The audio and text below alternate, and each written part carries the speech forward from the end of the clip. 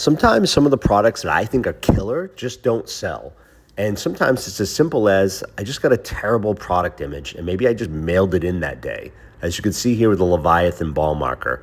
So I reshoot it with my Sony camera, add some props, get it off the golf green and give it more of that Kraken flair.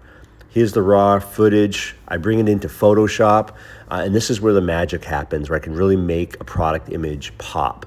I like to start with temperature. I like to bring it down cool. From there, I'll fool around with the exposure and the contrast just to brighten it up a little bit, make it more interesting. When you're shooting metal, you gotta reduce the highlights because you'll just get so much glare coming from the shine on the metal and the reflections. I like to fool around with texture, clarity, and dehaze, just to really make the image pop and add all the detail, especially because I'm shooting with a macro lens. Definitely want to do that.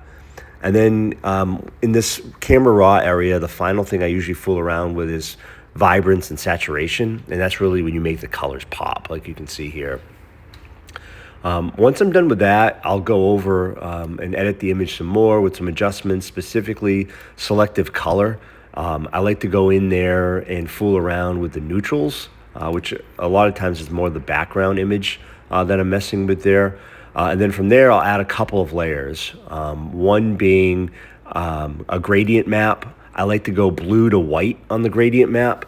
And when I do that, I also like to use a soft light type of application to it. I bring the opacity down because I don't want it to really pop too much. The final thing that I like to do in terms of color grading is I'll add one more adjustment layer and I'll do color lookup.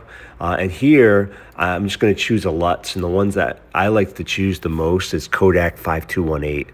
I think it really makes the image pop, gives it a luxury type of feel to it.